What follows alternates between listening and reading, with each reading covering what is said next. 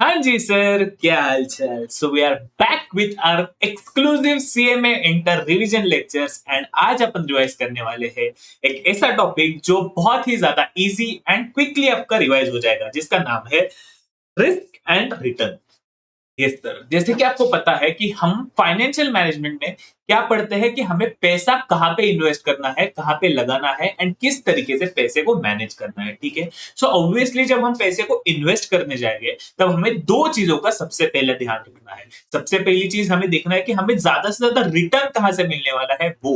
Obviously हम अगर कहीं पैसा इन्वेस्ट कर रहे हैं तो हम इन्वेस्ट किस एंगल से करते हैं, इन्वेस्ट हम एंगल से करते हैं कि हमें ज्यादा से ज्यादा वहां से रिटर्न मिले। हम रिटर्न्स के लिए पैसा इन्वेस्ट करते हैं। जैसे कि आपके घर वाले का क्या करते रहेंगे, गोल्ड में इन्वेस्ट करते रहेंगे, एफडी में इन्वेस्ट करते रहेंगे, एफडी में डिपॉजिट करते रहेंगे, वो भी एक प्रकार का इन्वेस्टमेंट ही है। या फिर सिल्वर खरीदते रहेंगे। किस एंगल से खरीदते हैं, जैसे कि आपको एफडी में पैसे डाले तो आपको क्या मिलता है, इंटरेस्ट मिलता है। गोल्ड में पैसे डाले तो आपको क्या होता है, आपको व्हाट वी से उसकी वैल्यू एप्रिसिएशन होती है, कैपिटल गेन होता है। ठीक है, आपने टैक्स में ये वर्ड कैपिटल गेन सुना ही रहेगा। ठीक है। सो सिमिलरली जब हम इन्वेस्ट करते हैं ना, तो अपने घर वालों के मुंह से एक बार सुना रहेगा कि अपनी most of the time Indian middle class family में रहता है ना कि स्टॉक मार्केट में हमें इन्वेस्ट नहीं करना है, स्टॉक मार्केट में इन्वेस्ट नहीं करना है। बट आपने देखा रहेगा, राकेश झुनझुनवाला हो गया या फिर और भी बड़े बड़े इन्वेस्टर हो गए, राधा किशन दमानी हो गए, हर्षद मेहता हो गए, ऐसे बड़े बड़े इन्वेस्टर्स है ना, इन्होंने देखा रहेगा कि आपको शायद पता रहेगा कि नहीं है पता नहीं, अमित शाह जी जो है,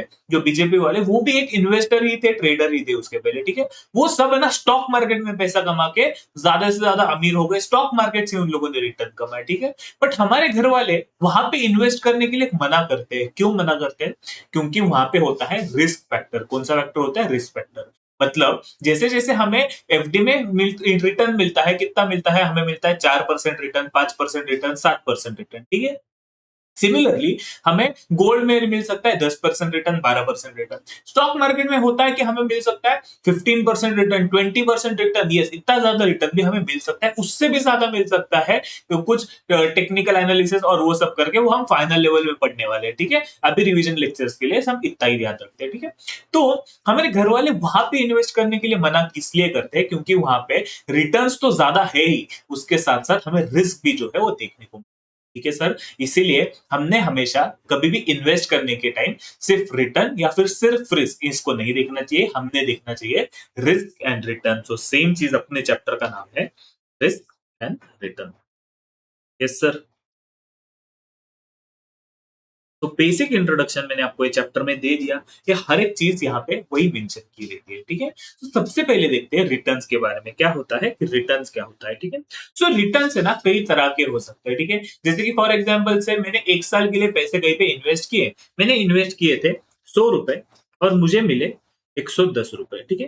तो मेरा रिटर्न कितना हुआ, मेरा रिटर्न हुआ 110, मतलब 110 मुझे वापस मिले। बट इसमें से ऑब्वियसली 100 रुपए जो थे वो मेरे खुद के लगाए हुए थे, मतलब मुझे 10 रुपए का रिटर्न मिला। तो ये हो गया मेरा एनुअल रिटर्न। मेरे एक साल में मुझे कितना रिटर्न मिला, 10 रुपए का मुझे रिटर्न मिला। ठीक है।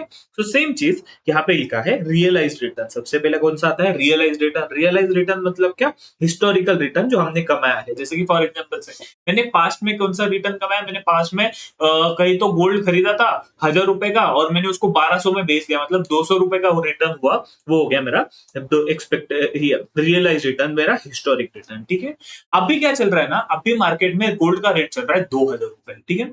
बट मैं एक्सपेक्ट कर रहा हूं अभी महंगा तो हो गया है, बट मार्केट में और ज्यादा होने वाला है, मार्केट में डबल होने वाला है, वॉर का सिचुएशन चल रहा है, ओवरऑल कंडीशन बहुत पैनिक में चल रहा है। तो गोल्ड में मुझे इस बार ना ज्यादा रिटर्न मिल सकता है। मे बी मैं इसको 2000 में खरीदूंगा तो मैं उसको 3000 या 4000 में भी बेच सकता हूं। तो ये हो गया मेरा एक्सपेक्टेड रिटर्न। क्या हो गया ये मेरा एक्सपेक्टेड रिटर्न, जो एक्चुअल में मुझे मिला नहीं है बट मुझे मिल सकता है। इट मे और मे नॉट ऑफर, जो मुझे मिल सकता है या मिलने वाला है आगे जाके, तो उसे बोलते हैं कि एक्सपेक्टेड रिटर्न। मिलेगा क्या नहीं इसकी गारंटी कोई है नहीं। ऐसा भी हो सकता है मैंने 2000 में खरीदा और 1200 में बेचना पड़ा, मुझे लॉस भी हो सकता है। तो ये क्या हो गया, मेरा एक्सपेक्टेशन है कि मुझे 2000 का रिटर्न हो जाएगा, कि मैं इसको 2000 में खरीदूंगा और 4000 में बेच दूंगा। ठीक है। ये हो गया मेरा एक्सपेक्टेड रिटर्न। क्लियर है सर? यस। अब ये आता है, एक और कंसेप्ट आता है यील्ड। ठीक है। यील्ड मतलब क्या होता है ना, यील्ड मतलब होता है कि हमने कितना कमाया। यस, यील्ड मतलब कितना कमाया। सर रिटर्न भी तो कितना कमाया वही होता है, एंड यील्ड भी तो कितना कमाया वही होता है। ठीक है, मैं आपको एक सिंपल एक इसमें ना एक डिफरेंशिएशन बता देता हूँ, जिससे आपको है ना यील्ड के बारे में एक जानकारी मिल जाएगी। ठीक है, तो यील्ड हम हमेशा करते हैं कि जैसे कि फॉर एग्जांपल से मैंने एक स्टॉक खरीदा रिलायंस इंडस्ट्रीज लिमिटेड का। ठीक है, रिलायंस इंडस्ट्रीज सुना ही रहेगा, मोटा भाई अपने अंबानी भाई। मैंने ये खरीदा 1100 रुपए का और मैंने ये बेचा 1200 रुपए। ठीक है, तो मतलब क्या हुआ, मुझे प्रॉफिट कितना हुआ, मेरा रिटर्न क्या हुआ, मेरा रिटर्न हुआ 100 रुपए का। मतलब ऑब्वियसली 1100 से खरीदा, 1200 में बेचा, मतलब मुझे 100 रुपए का फायदा हुआ। ठीक है, ये फायदा मुझे किस पे हुआ, ये मुझे फायदा हुआ 1100 रुपए पे। मतलब मैंने जब 1100 रुपए लगाए तब मुझे 100 रुपए का फायदा हुआ। तो मुझे कितना परसेंट फायदा हुआ, तो लो कैलकुलेटर पे इंटू 100 करते हैं। ऑब्वियसली किसी भी रिटर्न को 100 से मल्टीप्लाई करते हैं तो वो परसेंटेज में आता है। तो 100 रुपए का मुझे फायदा हुआ जब मैंने 1100 रुपए लगाए इंटू 100। तो इसका मतलब मुझे फायदा हुआ 9.09 या फिर 9.10% का। क्लियर है सर? इसको बोलते हैं यील्ड। यील्ड मतलब क्या, कि आपने कितने पैसे लगाए, मतलब एंड अपने को कितना वहां से यील्ड किया, आपने कितना वहां से कमाया। ठीक है, the yield is often use in connection with component of return. Yield refers to the income component in relation to price of a security. ये क्या हुआ, ये मेरा हुआ इनकम कंपोनेंट, एंड ये क्या हुई, ये थी उसकी प्राइस। मैंने 1100 में उसको खरीदा था सिक्योरिटी को, रिलायंस इंडस्ट्रीज लिमिटेड को, तो ये हो गया मेरा ये सर। एक और आता है रिटर्न ऑन इक्विटी या फिर रिटर्न ऑन इन्वेस्टमेंट। सेम चीज होती है यहाँ पे, बट यहाँ पे मैं आपको सर एक आप टर्म्स इतने जल्दी जल्दी क्यों बता रहे हो, क्योंकि मैं इसको एक तो डिटेल में बता रहा हूँ। क्यों, क्योंकि ये हमको हर एक चैप्टर में देखने को मिलते हैं। प्लस ये बोलते हैं ना कि ये अगर आपको ठीक से स्टार्टिंग में ही क्लियर नहीं रहेगा तो आपके चैप्टर जो है ना वो आगे जाके आपको कंफ्यूजन होता है। इसलिए मैं इसको समरी वे में आपको हर एक चीज एक ही जगह पे बताता हूँ। ठीक है, जब मैं आगे जाके बोलूंगा रिटर्न तो आप बोलोगे 100 रुपए मिले तो ये मेरा रिटर्न हो गया। देखो मैंने कितने में खरीदा था, 1000 में खरीदा था, 1200 में बेच दिया, तो ये मेरा 200 रुपए का रिटर्न हो गया। ठीक है, यहाँ पे मुझे एक्सपेक्टेड है कि 2000 रुपए मिल जाएंगे। यील्ड क्या हो गया, यील्ड मेरा हो गया 9.1%। रिटर्न ऑन इक्विटी मतलब क्या, मैंने इक्विटी शेयर्स में कितना कमाया, तो सेम चीज यहाँ पे हो सकती है। एंड रिटर्न ऑन इन्वेस्टमेंट मैंने कितना कमाया था यहाँ पे शेयर्स में, किसी में भी इन्वेस्टमेंट करके। एंड ये इक्विटी मतलब प्रॉपर इक्विटी शेयर्स में होता है। क्लियर है सर? ये मेरे कहीं पे भी हो सकता है, ये मेरा सिर्फ इक्विटी शेयर में हो सकता है। ठीक है, एक और आता है internal rate of return. Internal rate of return मतलब क्या, इसको हम आगे जाके थोड़ा और डिटेल में समझेंगे। तो एक बार मैंने आपको ये रिवाइज कर लिया, पहले मैंने एक्सप्लेन किया फिर इसको रिवाइज कर दिया रिवीजन लेक्चर में भी, तो आपको ये टर्म्स आप अपनी जिंदगी में कभी भूलोगे नहीं। एंड ये आपको मैं सच बता दूं one of the most important terms है। ये फाइनल लेवल पे भी लोगों को इसमें कंफ्यूजन होता है। क्लियर है सर? सो एक बार क्विकली इसको पढ़ लो, जैसे कि मैंने आपको रिवीजन नंबर 1 में भी बताया था। मैं एक बार आपको फुल स्क्रीन करके बोलता हूँ ताकि आप इसको पॉज कर सकते हो और मेरे साथ ही साथ आप रिवाइज करते हुए चल सकते हो। क्लियर है सर? यहाँ पे आगे एक और चीज बोली गई है, एक है internal rate of return. Internal rate of return मतलब क्या, एक ऐसा रेट जहां पे आपका present value of cash outflow is equal to present value of cash inflow. मतलब क्या, कि मैंने आज के दिन पे कितना रुपए लगाया, मतलब आज के दिन फॉर एग्जांपल मैंने 100 रुपए लगाए। ठीक है, एंड मुझे फ्यूचर से जो पैसे मिलने वाले रहेंगे ना, वो फ्यूचर को अगर मैं डिस्काउंटिंग फैक्टर लेके प्रेजेंट वैल्यू में लेके आऊं, ऑब्वियसली फ्यूचर के कैश फ्लो को प्रेजेंट वैल्यू पे डिस्काउंट करोगे तब वो क्या होगा, अपना प्रेजेंट वैल्यू में आएगा। जब उसको डिस्काउंट करोगे तो प्रेजेंट वैल्यू में आएगा। तो ऐसा मैं किस रेट से उसको डिस्काउंट करूं को उसका भी टोटल 100 हो जाए, तो present value of cash outflow is equal to present value of cash inflow. ये किस रेट से पता चलता है, ये पता चलता है इंटरनल रेट ऑफ रिटर्न, उसको आईआरआर ये भी बोला जाता है। क्लियर है सर? यस। एक और टॉपिक आता है अपना आगे, x एंटे and x post return. X एंटे and x post return मतलब क्या, देखो जब भी हमें रिटर्न कमाना रहता है ना तो हम ऑब्वियसली एक्सपेक्टेशन के साथ रहते हैं कि ठीक है, रैंडमली ऐसे नहीं आता है कि ठीक है मेरे को चलो ये ना ये क्या है, ये मेरा एसी का रिमोट है। ठीक है, ये एसी के रिमोट का रिटर्न निकलना है तो मैं सोचूंगा चलो इसमें मैं वो कल मेरे को ये एसी का रिमोट बेचूंगा तो अगले महीने में 30,000 रुपए कमाऊंगा, उसके अगले महीने में 50,000 रुपए कमाऊंगा, उसके अगले महीने में 60,000 रुपए कमाऊंगा। ऐसे कोई रैंडम के बेसिस पे ना कैलकुलेशन नहीं की जाती है। कैलकुलेशन की जाती है दो चीजों के बेसिस पे। जैसे कि फॉर एग्जांपल से एक फर्स्ट अपना टर्म आता है यहाँ पे एक्स एंटे रिटर्न। एक्स एंटे मतलब क्या? फ्यूचर रिटर्न्स जो हम क्या करते हैं, प्रेडिक्शन ऑफ रिटर्न। ठीक है, मतलब फॉर एग्जांपल से हम है ना कुछ कैलकुलेशंस के साथ, ऑब्वियसली हम कोई भी चीज करोगे तो कुछ कैलकुलेशन दिमाग में लेके चलोगे। ठीक है, तो वो कैलकुलेशन जिसे हम प्रोबेबिलिटी ये भी बोलते हैं कि फॉर एग्जांपल से ये रिमोट का सेल क्या है मार्केट में, ये सेल है ना, जैसे कि फॉर एग्जांपल एक सिमिलर कंपनी है जो भी है रिमोट बेचती है। ठीक है, उसका सेल्स क्या होता है ना, उसका ये एसी का रिमोट है तो ऑब्वियसली मई अप्रैल और जैसे व्हाट वी से जो अप्रैल मई का टाइम रहता है वहां पे सेल्स इनका ज्यादा बढ़ता है कि फॉर एग्जांपल से उस टाइम पे इनके 1000 रिमोट्स पर मंथ सेल होते रहेंगे। जो विंटर का टाइम है नवंबर दिसंबर, उस टाइम पे 100 यूनिट जो है 100 रिमोट जो है वो बेचे जाते हैं। ठीक है सर। सो मैं क्या करता हूं ना, मैं उनके अकॉर्डिंग एक प्रोबेबिलिटी लेता हूं कि मेरा अभी सेल्स होने की प्रोबेबिलिटी क्या है, वो दूसरी कंपनी है उनका सेल अलग है, मेरा सेल अलग है। मेरा प्रोबेबिलिटी है कि मेरे उनके उनके 80% प्रोडक्ट बेचूंगा मई में, तो जून में मैं बेचूंगा 60% प्रोडक्ट्स, 90% प्रोडक्ट्स ऑब्वियसली। सो जिसमें एक परसेंटेज एक प्रोबेबिलिटी के बेसिस पे लेके चलूंगा ना, उसको बोलते हैं एक्स एंटे रिटर्न। मतलब क्या? It is a return, the prediction of return that an investor can get from security और पोर्टफोलियो। ऑब्वियसली मैंने रिमोट के साथ बोला, अब ये सिक्योरिटी और पोर्टफोलियो मतलब फॉर एग्जांपल से रिलायंस इंडस्ट्रीज, जैसे कि रिलायंस इंडस्ट्रीज से मुझे क्या मिल सकता है, 100 रुपए भी मिल सकता है, उसकी प्रोबेबिलिटी 10% है। 1000 रुपए मिल सकता है, उसकी प्रोबेबिलिटी 50% है। यस, तो ये प्रोबेबिलिटी जो होता है फ्यूचर मुझे आगे जाके कितना रिटर्न मिलेगा, ये जो एक प्रेडिक्शन लेके चलता हूं ना, उसे बोलते हैं एक संडे। मतलब डिपेंड अपॉन द फ्यूचर, एक प्रोबेबिलिटी के बेसिस पे जब हम कोई चीज करते हैं, प्रोबेबिलिटी के बेसिस के ऊपर जब हम चेस करते हैं, उसे बोलते हैं ex ante return. It helps investor to predict future. Obviously हम लोग श्योर शॉट कभी फ्यूचर को गेस कर सकते हैं क्या? नहीं। अगर वैसे कर सकते ना तो हमको बाकी कोई चीज करने की जरूरत ही नहीं रहती। मैं वही करता कि मुझे पता है श्योर शॉट कल रिलायंस 1000 रुपए से बढ़ेगा, मैं सारा का सारा पैसा रिलायंस में लगाता। मुझे पता है कल टाटा 10,000 रुपए से बढ़ेगा, मैं घर बार सब कुछ बेच के टाटा में पैसे लगाता। ऐसा कभी होता है क्या प्रैक्टिकली? नहीं। तो हम उसको प्रेडिक्ट नहीं कर सकते, बट ऑब्वियसली कुछ कैलकुलेशन के साथ, कुछ प्रोबेबिलिटी के साथ हम उसको डिफाइन तो कर सकते हैं ना, तो वही चीज हम करते हैं इस केस में। ठीक है, इट हेल्प्स टू प्रेडिक्शन। देखो मैंने क्या बोला, प्रेडिक्ट कर सकते हैं, predict to help companies to attract investor and raise capital. Investors मतलब कौन? रिलायंस इंडस्ट्रीज लिमिटेड में जो पैसे डालने वाले हैं, जैसे कि हम जैसे लोग, हम रिलायंस इंडस्ट्रीज के शेयर खरीदेंगे तो वो पैसा किसके पास जाएगा? वो रिलायंस इंडस्ट्रीज के पास जाएगा। ठीक है, और वो उस पैसे को अपने day to day business activity में यूज करेगी। It helps company to effectively plan inflation, deflation and serious situation like recession. ठीक है सर। so obviously एक और चीज, अगर कोई प्रेडिक्शन से भी हम यही चीज कर सकते हैं ना भाई, आगे जाके अगर ये सिचुएशन रहेगी तो हम क्या करेंगे, वो सिचुएशन रहेगी तो हम क्या करेंगे, ये सारी चीज यहाँ पे आते हैं। ठीक है, सो हमको सिर्फ इतनी याद रखनी है, जब हम एक्स एंटे रिटर्न की बात करते हैं इट मींस फ्यूचर रिटर्न। हम प्रेडिक्शंस जिसके यूज करते हैं प्रोबेबिलिटी के साथ, प्रेडिक्शन ऑफ रिटर्न, यहाँ पे एक टर्म आता है प्रोबेबिलिटी के साथ। ठीक है सर। एंड सिमिलर चीज हम कर सकते हैं आगे जो हुआ है उसके अकॉर्डिंग नहीं, जो आज तक होते हैं उसके अकॉर्डिंग। ठीक है, मतलब जैसे कि फॉर एग्जांपल से क्या, रिलायंस इंडस्ट्रीज लिमिटेड का शेयर है। ठीक है, रिलायंस इंडस्ट्रीज लिमिटेड का शेयर है जो क्या करता है, मोस्ट ऑफ द टाइम क्या होता है, अप्रैल में 10% से बढ़ता है, मई में 20% से बढ़ता है। ठीक है, जून में ये 30% से कम होता है। ठीक है, 30% नेगेटिव हम हमेशा ब्रैकेट में लिखते हैं, आपको पता रहेगा। ठीक है, सो ये क्या हुआ, ये उसका ट्रेंड हो गया, ये पास्ट एनालिसिस हो गया। सो ये पास्ट एनालिसिस के अकॉर्डिंग हमने क्या देखा कि एक साल ऐसा हुआ था, सेकेंड ईयर अप्रैल में क्या हुआ था, सेकेंड ईयर के अप्रैल में भी ये 10% से बढ़ा था। थर्ड ईयर के अप्रैल में भी क्या हुआ था, थर्ड ईयर के अप्रैल में भी ये 10% से बढ़ा था।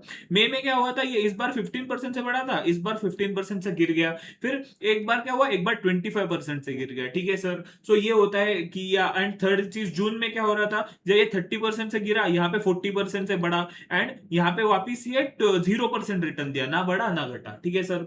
सो ये क्या हुआ, ये हुआ हमारा पास्ट एनालिसिस। पास्ट एनालिसिस मतलब ईयर 1 में क्या हुआ था, ईयर 2 में क्या हो गया, एंड ईयर 3 में क्या हुआ। ठीक है सर।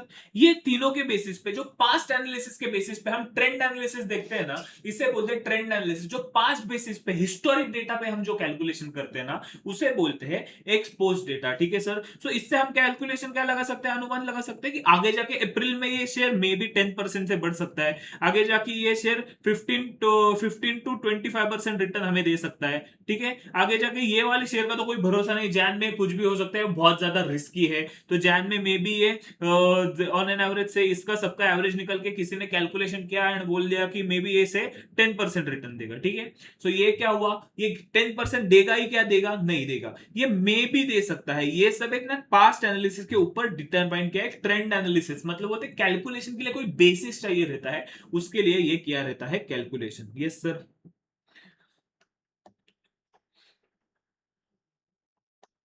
सो एक्सपोज्ड रिटर्न मतलब क्या, based upon historic data, means past after the event, after the event, ये जो इवेंट्स हुए थे उसके ऊपर, has already got from the investment, the returns that has already got from investment. यहाँ पे जो इनको ऑलरेडी जो रिटर्न्स मिले थे वो उसी के ऊपर से अपना प्रेडिक्शन करते रहेंगे, ठीक है sir. So it is useful for क्या, price trend and future trend, वही मैंने आपको एग्जांपल के साथ बोला, ठीक है सर। सेम चीज यहाँ पे और लिखी गई है थ्योरी फॉर्मेट में, ठीक है सर। अगर आपको ये पढ़ना है तो एक बार आप पढ़ लीजिए, मैं आपको प्रैक्टिकल सम्स के ऊपर इसके ऊपर लेके आता हूँ तुरंत, ठीक है सर। एक बार आप इसको ये रिवाइज करना है तो एक बार पढ़ लीजिए सर। यस सर, करो वन पॉज, करो full screen. Types of risk, risk मतलब क्या, देखो अब रिस्क जो हमने बोला था तो वो क्या हुआ सर, रिस्क तो एक ही हुई ना, रिस्क क्या हुई, हमको लॉस होने की प्रोबेबिलिटी, ऑब्वियसली लॉस होने की प्रोबेबिलिटी ना वो रिस्क होती है, बट रिस्क है ना उसका एक डिफरेंट टर्म्स ऑफ मीनिंग भी होता है, जिसको मैं एक लाइन में आपको बताता हूँ, ठीक है, क्रैक करिएगा। हमने जो एक्सपेक्ट किया था वो चीज ना होना, ये भी एक रिस्क है। क्या मैंने बोला, हमने जो एक्सपेक्ट किया था वो चीज अगर ना हो तो वो रिस्क है, मे बी वो पॉजिटिव हो या नेगेटिव हो। क्या बोला मैंने कि जैसे कि मैंने क्या बोला था कि मे बी हमें 10% रिटर्न जो है वो मिलेगा, कितना परसेंट रिटर्न मिलेगा, हमें 10% रिटर्न मिलेगा, कितना परसेंट रिटर्न मिलेगा, 10% रिटर्न मिलेगा, ऐसा मेरा अजम्पशन था। अगर मुझे 5% रिटर्न मिला तो ये क्या हुआ, 5% रिटर्न मिलना है क्या हुई, सब सब लोग बोलोगे कि ये रिस्क हो गई सर। क्यों, क्योंकि हमें यहाँ पे 5% का लॉस हो गया, नेगेटिव रिटर्न मिला, क्लियर है सर। यस। एंड अगर मैं एक और चीज आपको बोलूं कि या 15% रिटर्न मिला तो बोलोगे सर ये तो रिस्क क्या हुई, ये तो हमारा फायदा हुआ ना। तो बट एक रिस्क को है ना एक एब्सोल्यूट टर्म में समझो कि रिस्क मतलब क्या, हमने जो एक्सपेक्ट किया था ना वो चीज ना होना, उसे भी रिस्क बोलते हैं। क्यों, क्योंकि अगर फॉर एग्जांपल से जब कोई मार्केट में रेट ऑफ इंटरेस्ट अगर बढ़ गया, ठीक है, आप बोलोगे सर हमने तो इन्वेस्ट किया था, रेट ऑफ इंटरेस्ट बढ़ गया तो हमें क्या हो गया, हमारा फायदा ज्यादा हो गया, पहले हमें 10% रिटर्न मिल रहा था, 10% इंटरेस्ट मिल रहा था, अब हमें 15% इंटरेस्ट मिल रहा है, ठीक है सर। बट उसी के साथ साथ आप ये चीज भी भूल रहे हो कि आपका जो डिस्काउंटिंग फैक्टर है ना, जिससे हम प्रेजेंट वैल्यू निकाल रहे थे, डिस्काउंटिंग फैक्टर भी बढ़ गया।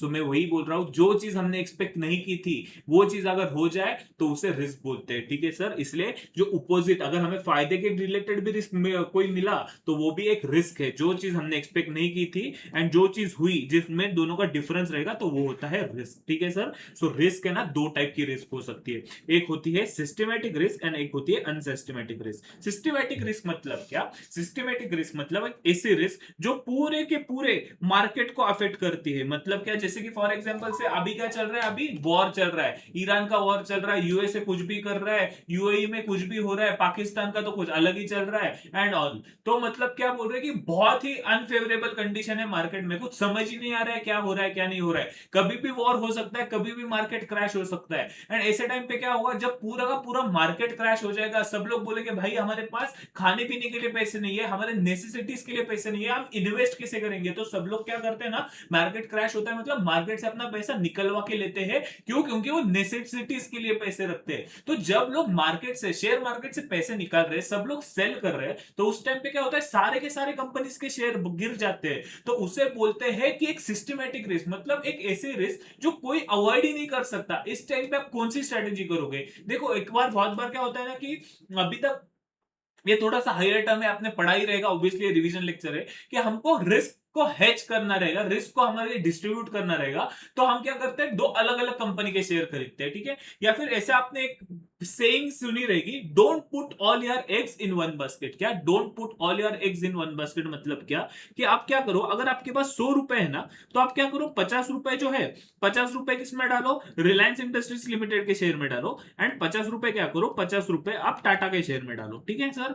तो इससे क्या होगा, अगर फॉर एग्जांपल से रिलायंस इंडस्ट्रीज लिमिटेड के कोई फैक्ट्री में आग लग गई तो क्या होगा, रिलायंस इंडस्ट्रीज के शेयर की प्राइस तो गिर जाएगी, बट रिलायंस इंडस्ट्रीज के एंड टाटा के फैक्ट्री का कोई संबंध है क्या, कोई लेना देना है क्या? नहीं। टाटा मोटर्स अपना अलग ही कार बना रहा, रिलायंस इंडस्ट्रीज के कपड़े के फैक्ट्री में आग लग गई, तो रिलायंस इंडस्ट्रीज का शेयर तो गिरेगा, बट टाटा मोटर्स के शेयर को कोई भी फर्क नहीं पड़ेगा, तो आपके यहाँ पे जो 50 रुपए थे वो सेफ रह जाएंगे। ठीक है, इसलिए उसको बोलते हैं कि don't put all your eggs in one basket, मतलब अगर ये बास्केट टूट भी गई तो आपके यहाँ के एग्स जो है वो सेफ रहेंगे, यहाँ पे आपका पैसा डूब गया तो यहाँ पे वो सेफ रहेगा। ठीक है सर, बट ये हो गया कि जब हम कंपनी रिलेटेड बात कर रहे हैं, बट जब पूरा का पूरा मार्केट क्रैश होता है, मतलब लोग इसके भी शेयर्स बेच रहे हैं, इसके भी शेयर्स बेच रहे हैं, तो इस केस में हम कोई भी कुछ भी स्ट्रैटेजी लगाए, किधर भी कुछ भी करें, तो उस केस में हमारे पैसे का नुकसान जो होने वाला है वो हम अवॉइड नहीं कर सकते हैं, इसीलिए उसे बोलते हैं systematic risk. It represent the total risk which is attributed to the factor that affects the market as a whole, market as a whole. ठीक है, सो बीटा, इसको मेजर करने के लिए एक टर्म दी जाती है बीटा के बारे में, वो क्या है वो आप हम अभी आगे जाके पढ़ेंगे। क्लियर है सर? मतलब एक बात याद रखना, जो पूरे मार्केट की रिस्क होती है उसको बोलते हैं सिस्टमैटिक रिस्क, एंड उसको रिप्रेजेंट किस टर्म से करते हैं? बीटा के टर्म से। कौन से टर्म से रिप्रेजेंट करते हैं? बीटा के टर्म से। बीटा को आपको याद भी रहेगा, बीटा को ऐसे लिखा जाता है। ठीक है, ये हो गया मेरा बीटा। क्लियर है सर? ऐसा थोड़ा सा बाहर आता है, ऐसा थोड़ा सा बाहर आता है, beta systematic risk beta. Clear है sir? Market related risk beta. ठीक है, एंड दूसरा मैंने आपको एग्जांपल आपको क्या बोला? अनसिस्टमेटिक रिस्क, मतलब कंपनी रिलेटेड, जैसे यहाँ पे एक बार आग लग गई, रिलायंस में आग लग गई, तो उससे टाटा का कुछ लेना देना है क्या? नहीं। सो हमने क्या किया, हमारे इन्वेस्टमेंट को सेव कर लिया, तो ये हो गया unsystematic risk. It is a unique risk for firm और इंडस्ट्री, मतलब एक रिलायंस इंडस्ट्रीज लिमिटेड, ये कंपनी जो है उसके रिलेटेड जो रिस्क थी उसे बोलते हैं अनसिस्टमेटिक रिस्क। क्लियर है सर? यहाँ पे उसका डिफरेंशिएशन भी दिया है, जैसे कि रिस्क दो टाइप की है, एक है सिस्टमैटिक रिस्क एंड एक है अनसिस्टमैटिक रिस्क। सो यहाँ पे क्या है? Market related risk, interest rate risk and purchasing power risk. ये क्या है sir? Obviously market rate of interest market में चल रहा है, अगर रेट ऑफ इंटरेस्ट बढ़ेगा या घटेगा तो वो रिस्क हो गई।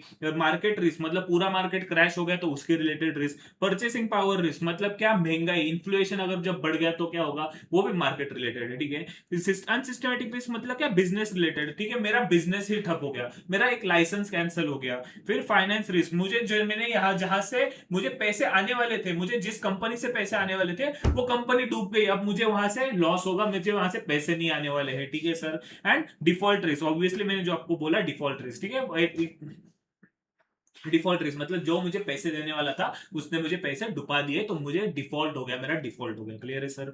सेम चीज यहाँ पे और अच्छे से लिखी है, market risk, interest rate risk, purchasing power risk. ठीक है, सेम चीज थ्योरी में लिखी है, बट ये लेसन से मोस्टली प्रैक्टिकल क्वेश्चन आते हैं, इसलिए मैं आपको क्विकली एक्सप्लेन करके आगे बढ़ रहा हूँ। क्लियर है sir? Calculation of risk and return. So risk and return, ये अभी तक हमने रिस्क क्या रहता है वो समझा, रिटर्न क्या रहता है वो समझा, हमने ये समझा कि ये दोनों को अलग अलग पढ़ के कुछ फायदा है नहीं, हमें ये दोनों को साथ में पढ़ना चाहिए। ठीक है, मतलब हम जब रिस्क के बारे में बात करते हैं, जब हम रिस्क के बारे में सोचते हैं, तब हमें रिटर्न के बारे में भी सोचना है, एंड सिर्फ हमें रिटर्न के बारे में नहीं सोचना है, उसके एसोसिएटेड रिस्क के बारे में भी हमें सोचना है। क्लियर है सर? सो टोटल रिटर्न मतलब क्या? जो हम कमाने वाले हैं। टोटल रिटर्न मतलब क्या? कि जैसे कि फॉर एग्जांपल टोटल रिटर्न मतलब क्या? मुझे अभी तक जितना पैसा मिला वो, जितना पैसा मुझे मिला वो, जैसे कि कैश पेमेंट रिसीव। देखो रिसीव मतलब क्या? जो भी मुझे कैश इनफ्लो हुआ वो, प्लस मुझे क्या हुआ? पर change in price over time. मतलब क्या कि जैसे कि फॉर एग्जांपल से मैंने वापस से एक सेम एग्जांपल लेते हैं, रिलायंस इंडस्ट्रीज लिमिटेड।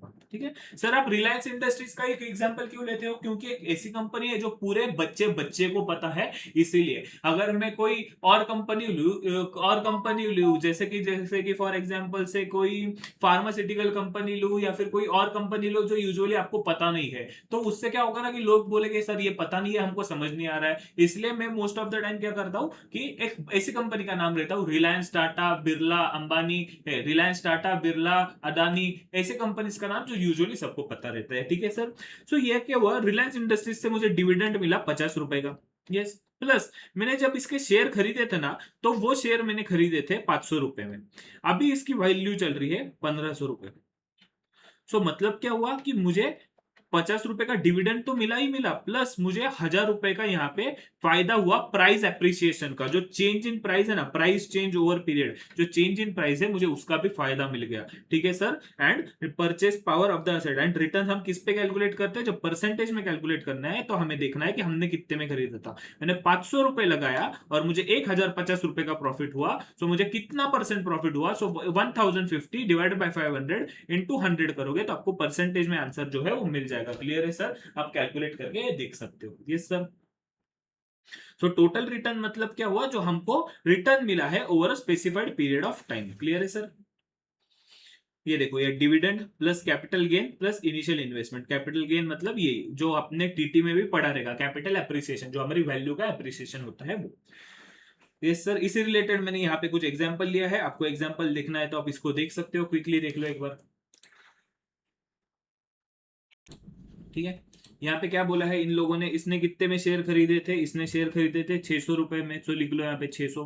कितने में बेचे उसने? कितना होगा शेयर प्राइस? 720। 720 माइनस 600। एंड इसको क्या मिला था? इसको मिला था 30 रुपीज का डिविडेंड। 30 रुपीज का डिविडेंड। ठीक है सर। तो ये हो गया अपना इक्वेशन कंप्लीट। ठीक है। और ये इसने कितने शेयर्स पे किया था? ये उसके लिए उतने शेयर्स खरीदे थे, 100 शेयर्स खरीदे थे, सो 100 शेयर्स। सो ये उसका हो गया टोटल रिटर्न। एंड इसको हम डिवाइड करेंगे कॉस्ट प्राइस से। कॉस्ट प्राइस क्या हो जाएगी इसकी? 600 इंटू 100। 60,000 उसकी कॉस्ट प्राइस हो जाएगी। देखो 60,000 उसकी कॉस्ट प्राइस, उसका टोटल रिटर्न जो भी है वो, सो हम उसको डिवाइड करेंगे, सो हमें मिल जाएगा 25% का उसको रिटर्न मिल गया। क्लियर है सर?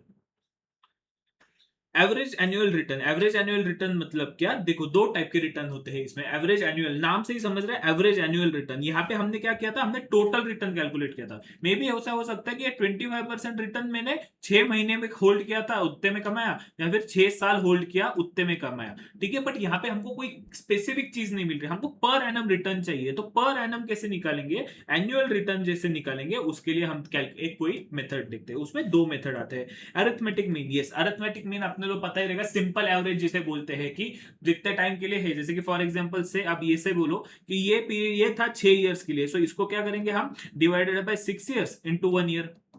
आपको जो भी आंसर आ जाएगा वो जो भी आ जाएगा रिस्पेक्टिवली। एंड अगर ये 6 महीने का रहता तो हम इस केस में कैसे करते हैं? Divided by 6 months into 12 months. Yes, ये तो बेसिक मैथ्स है, आपने स्कूल में पढ़ा ही रहेगा। ठीक है। तो इसी को बोलते हैं अरिथमेटिकल मीन। ठीक है। दूसरा आता है ज्योमेट्रिक मीन। ज्योमेट्रिक मीन मतलब क्या? कि वही एक सेकंड। ठीक है सर। सो ये हो गया अपना arithmetic mean. And geometric mean क्या होता है? देखो जैसे कि मैंने आपको कल के पीरियड में ही, कल के लेक्चर में ही बताया था कि जो भी हम इंटरेस्ट देखते हैं, जो भी हम रिटर्न देखते हैं, वो कंपाउंडिंग रिटर्न देखते हैं। ठीक है। जैसे कि फॉर एग्जांपल से यहाँ पे मैंने क्या किया? डिवाइडेड बाय 6 मंथ्स इंटू 12 किया। सो ये क्या हुआ कि मैंने ऐसा अज्यूम किया कि मैंने प्रॉपर 25% का रिटर्न 6 महीने के लिए कमाया, और आगे के 25% का रिटर्न भी मैं 6 महीने के लिए कमाऊंगा। बट ऐसा एक्चुअल में नहीं होगा। देखो जैसे कि सिंपल इंटरेस्ट में क्या होता था कि हमें जो इंटरेस्ट होता था, प्रिंसिपल अमाउंट पे ही इंटरेस्ट जो है वो मिल जाता था। एंड हमारा इसमें कंपाउंड इंटरेस्ट में क्या होता था? हमें इंटरेस्ट पे भी इंटरेस्ट मिलता था। सेम चीज यहाँ पे ज्योमेट्रिक मीन कंसिडर करता है। क्लियर है sir? Expected rate of return same चीज है। एक्सपेक्टेड रेट जो मैंने आपको ऊपर बताया था प्रोबेबिलिटी के बेसिस के, मुझे एक्सपेक्टेड है कि इतना इतना रिटर्न मिल सकता है, एंड ये पर्टिकुलर रिटर्न की प्रोबेबिलिटी ऐसी ऐसी है। जैसे कि फॉर एग्जांपल से मुझे 18% रिटर्न मिल सकता है, उसकी प्रोबेबिलिटी है 25%। 11% रिटर्न मिल सकता है, उसकी प्रोबेबिलिटी है 25%। 1% रिटर्न मिल सकता है, उसकी प्रोबेबिलिटी है 25%। एंड नेगेटिव रिटर्न मिल सकता है 5% का, उसकी भी प्रोबेबिलिटी है 25%। तो मुझे टोटल मेरा रिटर्न मिलने की प्रोबेबिलिटी है मुझे 6.25% का है, जो रिटर्न एक्सपेक्टेड है यहां से। क्लियर है सर? सेम चीज expected return on portfolio. Portfolio मतलब क्या? Summation of shares. जब मल्टीपल शेयर्स जो होते हैं, जो पोर्टफोलियो का एक सिंपल मीनिंग होता है कलेक्शन ऑफ एनीथिंग। जैसे कि हो सकता है किसी के पास घड़ियों का कलेक्शन है तो उसे हम बोलते हैं घड़ियों का पोर्टफोलियो। किसी के पास कार्स का कलेक्शन है तो उसे बोलते हैं कार्स का पोर्टफोलियो। बट हम फाइनेंशियल मैनेजमेंट में सिर्फ फाइनेंस के रिलेटेड बात करेंगे। यहाँ पे हम पोर्टफोलियो मतलब shares, bonds, debentures, gold, commodity, उसके बारे में बात करेंगे। सो यूजुअली अगर पोर्टफोलियो बोलोगे तो आप ये सज्यूम करो कि मेरे पास शेयर्स का पोर्टफोलियो है, मेरे पास रिलायंस है, टाटा है, अडानी है, मेरे पास सब कुछ है भाई। सो उसमें क्या करेंगे? ऑब्वियसली हम देखेंगे कि मेरे पास रिलायंस के कितने शेयर्स है, उसने कितना रिटर्न दिया, एंड उसके अकॉर्डिंगली हम उसको वेट्स के अकॉर्डिंग जो है कैलकुलेशन उसका करते रहेंगे। ठीक है sir?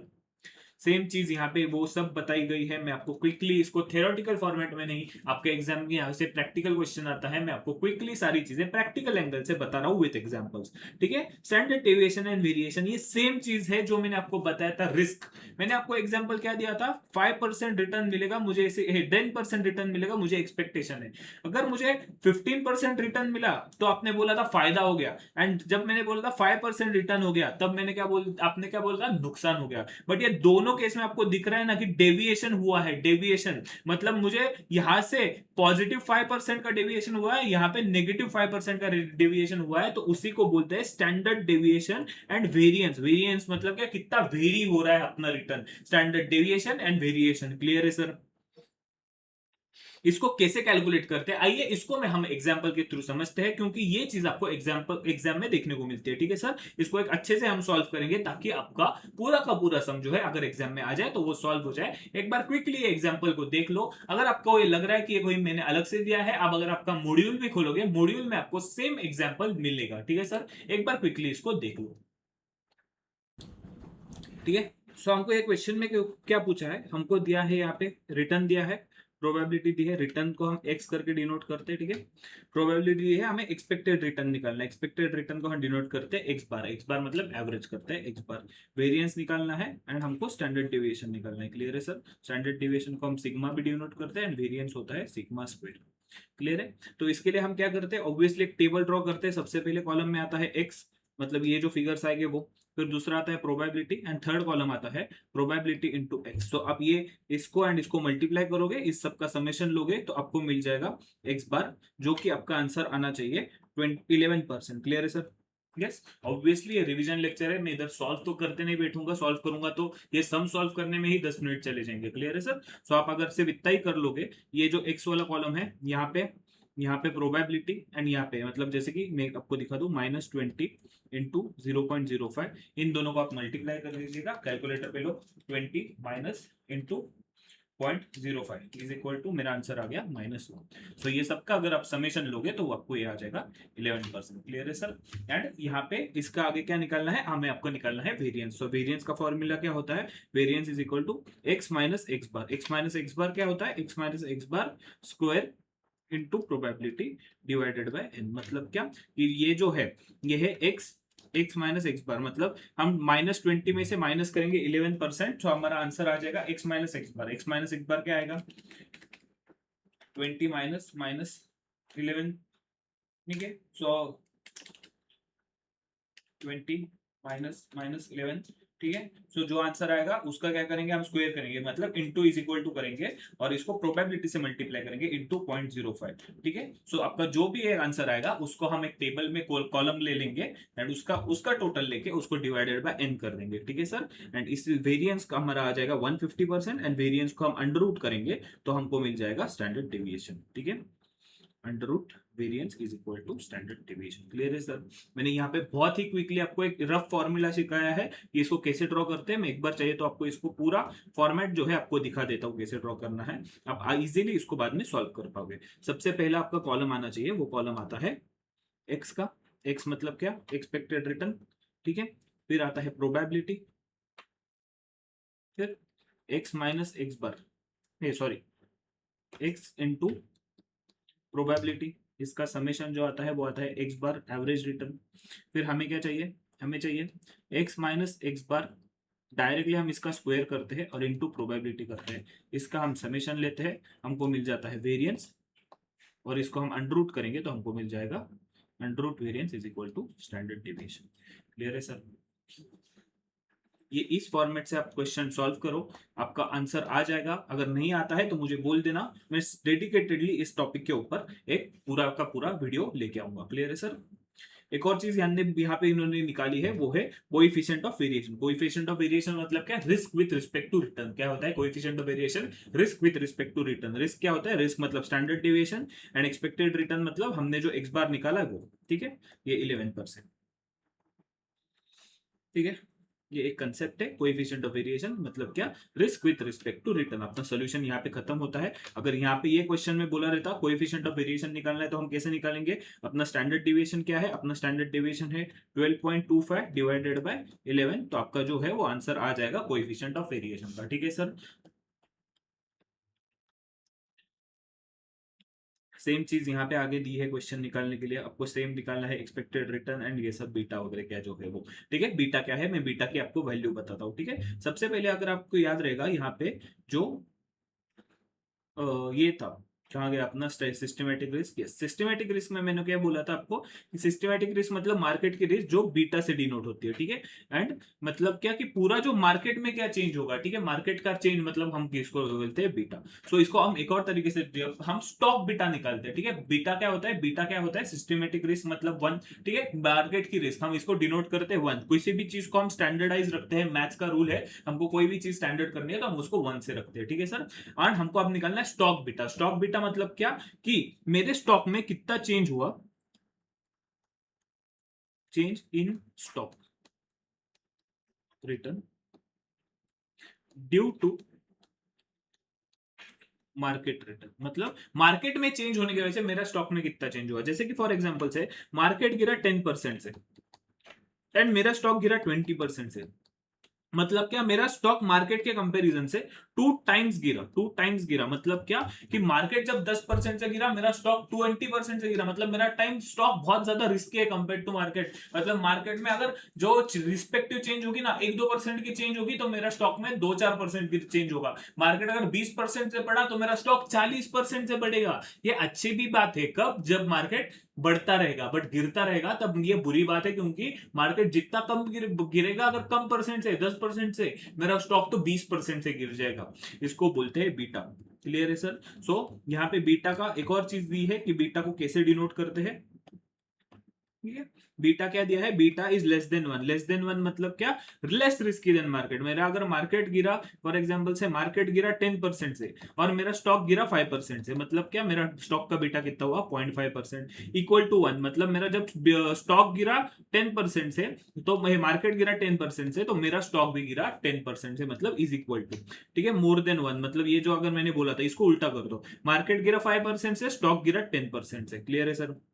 And less than zero and equal to zero ऐसा कोई होता ही नहीं है। ठीक है, एक्चुअल में होता ही नहीं है। इसका एक मीनिंग क्या होता है मैं आपको बता देता हूं।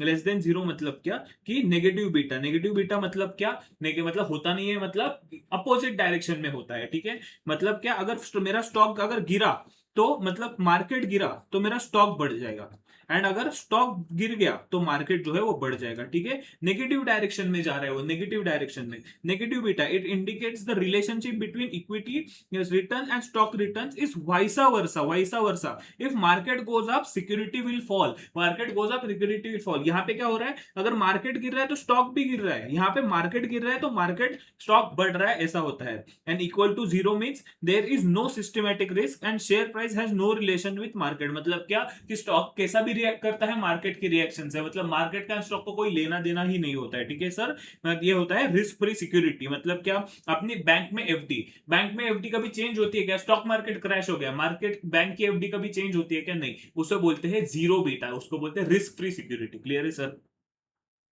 सो सेम चीज क्या हुई? लेस देन वन मतलब क्या कि कम परसेंटेज से चेंज होगा। Greater than equal to one मतलब सेम परसेंटेज से चेंज होगा। ग्रेटर देन वन मतलब ज्यादा परसेंट से चेंज होगा। क्लियर है सर? किसके साथ? मार्केट का, मार्केट में जितना चेंज होगा उसमें स्टॉक में कितना इंपैक्ट आ जाएगा वो देख रहे हैं हम लोग। ठीक है, लेस देन जीरो मतलब क्या? नेगेटिव बीटा, मतलब मार्केट गिरेगा तो स्टॉक बढ़ेगा, स्टॉक बढ़ेगा तब मार्केट गिरेगा। क्लियर है sir? And equal to zero मतलब risk free, there is no relation अपना स्टॉक का एफडी जो रिस्क फ्री सिक्योरिटीज होती है वो। क्लियर है सर?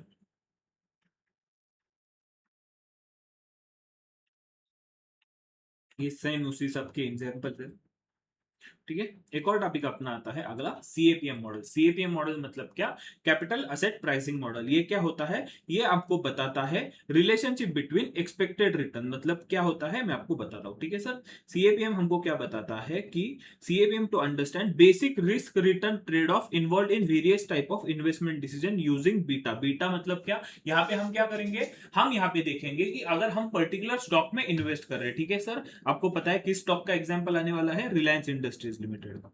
ठीक है, मतलब क्या होगा यहाँ पे कि अगर मुझे रिलायंस इंडस्ट्रीज से मुझे कितना परसेंट रिटर्न एक्सपेक्ट करना चाहिए, ठीक है। ऐसा तो नहीं है रैंडम बेसिस पे। सर आपने तो बोला वो प्रोबेबिलिटी बेसिस पे करो या फिर वो पास्ट ट्रेंड का एनालिसिस करो, ठीक है। बट वहां पे ना मैंने कुछ फैक्टर को कंसीडर नहीं किया था, मैंने ना ये मार्केट के फैक्टर को कंसीडर नहीं किया था, ठीक है। अब यहाँ पे हम एक अलग तरीके से, अलग मेथड से मार्केट के मुझे एक्सपेक्टेड रिटर्न को कैलकुलेट कर रहे हैं। मतलब कि अगर मैंने रिलायंस में पैसे डाले तो मुझे कम से कम मिनिमम इतना रिटर्न तो चाहिए, मिनिमम इतना रिटर्न चाहिए। उससे ज्यादा रिटर्न मिला तो अच्छा, बट मुझे कम से कम इतना रिटर्न तो चाहिए, ठीक है। उसमें हम क्या कंसीडर करते हैं? सबसे पहले देखते हैं कि रिस्क फ्री सिक्योरिटी क्या है, ठीक है। अगर मैंने एफडी में पैसे डाले तो मुझे कम से कम कितना रिटर्न मिलेगा? 7% रिटर्न मिलेगा, बराबर है। 7% रिटर्न मिलेगा। यहां पे कोई रिस्क है क्या? ठीक है, यहाँ पे कोई रिस्क है नहीं, यहाँ पे रिस्क जीरो है। क्लियर है सर? इसके बाद अगर, तो मैं क्या बोल रहा हूं, मैं एफडी में नहीं डाल रहा हूं, मैं किस में डाल रहा हूं? मैं रिलायंस इंडस्ट्रीज लिमिटेड में डाल रहा हूं, ठीक है। इसको एफडी रख दो, ठीक है। मैं रिलायंस इंडस्ट्रीज में पैसे डाल रहा हूं, ठीक है। रिलायंस इंडस्ट्रीज में कोई रिस्क है क्या? यस ऑब्वियसली सर, रिस्क है। अब मतलब वो बीटा हमने अभी पढ़ा, मार्केट चेंज होगा तो रिलायंस इंडस्ट्रीज के शेयर में इफेक्ट आएगा, ठीक है। तो हमको यहाँ पे कौन सा चीज कंसिडर करना पड़ेगा? एक बीटा का फैक्टर कंसिडर करना पड़ेगा। और यहाँ पे क्या है? रिस्क है। मतलब क्या? मार्केट में जितना टाइम चेंज होगा हमको देखना है स्टॉक में कितना टाइम चेंज होगा। हमको पता चल गया कि मार्केट का बीटा जो है, ये रिलायंस इंडस्ट्रीज का बीटा है 2 टाइम्स। मतलब क्या? मार्केट में अगर 10% चेंज हो गया तो स्टॉक में कितना चेंज होगा? स्टॉक में 10% चेंज हो रहा है, बीटा 2 है तो स्टॉक में 20% डबल चेंज होगा, ठीक है सर। तो हम इसमें कैसे कंसिडर करते हैं? हम देखते हैं हमें रिस्क प्रीमियम, मतलब क्या कि हमें रिस्क प्रीमियम कैसा मिलता है। देखो ये रिवीजन लेक्चर है, ऑब्वियसली आपके एग्जाम 10-15 दिन पे है, तो आई होप ये आपने पहले से ही पढ़ा रहेगा। फिर भी मैं बहुत ही डिटेल में जाने का ट्राई कर रहा हूं। अगर मैं बहुत एक्सट्रीम मतलब बेसिक से अगर इसको पढ़ाने जाऊं ना, तो ये वाला जो पेज है ना, ये पढ़ाने में ही मेरा एक लेक्चर चला जाएगा पूरा इंटर लेवल का। क्लियर है सर? फिर भी मैं बहुत ज्यादा कोशिश कर रहा हूं, ठीक है। सो हमें क्या पता चल गया? हमें पता चल गया कि मार्क स्टॉक का बीटा कितना है? 2 टाइम्स। मतलब मार्केट के डबल टाइम इसमें चेंजेस आते हैं, ठीक है सर। रिस्क फ्री रिटर्न क्या है? रिस्क फ्री रिटर्न है 7%। एंड आरएम क्या है? आरएम मतलब अगर मैं स्टॉक मार्केट में पैसे डाल दूं, एक इंडेक्स में पैसे डाल दूं, मतलब मैं सिर्फ मार्केट में पैसे डाल दूं, ओवरऑल मार्केट के एवरेज में पैसे डाल दूं, तो मुझे 10% रिटर्न जो है वो मिलता है। मतलब क्या कि मैंने कितना ज्यादा रिस्क लिया? मैंने रिस्क लिया 3% का। जो मुझे स्टॉक का रिटर्न जो ये जो मुझे रिस्क फ्री रिटर्न एफडी में रिटर्न मिल रहा था 7% का, बट मार्केट में मैंने पैसे डालने की वजह से मुझे कितना रिटर्न मिला? मुझे 10% का रिटर्न मिला। मतलब मैंने 3% के लिए एक्स्ट्रा रिस्क ली। 3% अगर मैं मार्केट में डालता तो मुझे 3% रिटर्न जो है ज्यादा मिलता, ठीक है। बट अगर मुझे रिलायंस इंडस्ट्रीज में पैसा डालना है तो उसमें रिस्क कितना ज्यादा है? ऑब्वियसली मार्केट में अगर तीन मतलब मार्केट में जितना चेंज होगा उसके डबल चेंजेस रिलायंस में हो गए, क्योंकि उसका बीटा डबल है, ठीक है। तो उस केस में मुझे डबल रिटर्न चाहिए रहेगा, इसलिए हम यहाँ पे बीटा से मल्टीप्लाई करते हैं। आरएफ को क्यों ऐड करते हैं? क्योंकि हमको कम से कम इतना चाहिए और मुझे इतना रिस्क प्रीमियम चाहिए, क्योंकि मैंने बीटा के मतलब रिलायंस के शेयर में इन्वेस्ट किया है जिसका बीटा 2 टाइम्स है। सो इसको हम कैसे कैलकुलेट करेंगे? 10 - 7 इंटू 2 + 7, मतलब मुझे रिलायंस के शेयर से कम 13% का रिटर्न जब मिलेगा तब मैं इसमें पैसे डालूंगा, वरना मैं इसमें पैसे नहीं डालूंगा। सेम चीज अगर यहाँ पे कोई एग्जांपल दिया है सिक्योरिटी बीटा, सिक्योरिटी बीटा क्या दिया है? 1.2 टाइम्स। मतलब क्या कि अगर मार्केट में 10% का चेंज होगा तो इस स्टॉक में कितना चेंज होगा? इस स्टॉक में चेंज होगा 1.2 टाइम्स इंटू 10%, मतलब 12% का ये स्टॉक में रिटर्न होगा। मतलब ये स्टॉक कंपेरेटिवली ज्यादा रिस्की है मार्केट से, ठीक है। रिस्क फ्री रिटर्न दिया है 4%, मार्केट रिटर्न दिया है 12%। हमको क्या निकालना है? सीएपीएम से एक्सपेक्टेड रिटर्न। हमको पता चल गया कि हमको क्या करना है, हमने कितना ज्यादा कमाया है मार्केट में हमारी कमाई ज्यादा होगी 12% - 4%। मतलब मैं अगर मार्केट में डालता तो मेरी 8% कमाई ज्यादा होती, एंड बट मैं स्टॉक में डाल रहा हूं जिसका बीटा 1.2 टाइम्स है, मतलब 1.2 इंटू 1.2, मतलब मैं इतनी ज्यादा रिस्क ले रहा हूं। और कम से कम जो आरएफ वाला पार्ट है वो तो मुझे चाहिए ही चाहिए, प्लस 12% इज इक्वल टू मुझे चाहिए 20 कितना है 12 minus 4 into 1.2 plus 4%, sorry risk free 4% था, 13.6 यहाँ पे आ रहा है मेरा आंसर। यस सर, यहाँ पे इन्होंने गलत प्रिंट किया है इंस्टीट्यूट ने, देखो 9.6 प्लस 4 यहाँ पे आना चाहिए 13.6, 13.6%। यस सर, ये था अपना सीएपीएम का कैलकुलेशन। एंड इसी के साथ अपना रिस्क एंड रिटर्न वाला एक बहुत ही डिफिकल्ट चैप्टर, एक्चुअल में ये चैप्टर फाइनल लेवल पे आना चाहिए, ये बहुत ही डिफिकल्ट चैप्टर है। डिफिकल्ट मतलब डिफिकल्ट नहीं है, यहाँ पे बहुत सारे कंसेप्ट जो है वो एक्चुअल में सीए फाइनल में पूछे जाते हैं, वो अपने इंस्टीट्यूट में, सीएमए इंस्टीट्यूट ने यहाँ पे पूछ लिए है, ठीक है sir. But I still give my best, आपको बीटा वगैरह सारा चीज समझ आ गया रहेगा, सिस्टमेटिक रिस्क समझ आ गया रहेगा। आप ये चैप्टर पढ़ते टाइम मैंने जैसे आपको स्टार्टिंग में बोला था स्टॉक मार्केट में हम कैसे इन्वेस्ट करते हैं, वो समझ के इसमें इन्वेस्ट कीजिएगा, आपका जो है आंसर आ जाएगा, ठीक है सर। एंड इसी रिलेटेड कंटेंट के लिए हमको फॉलो करना मत भूलना। This was CA Utkarsh Mehta signing off, over and out.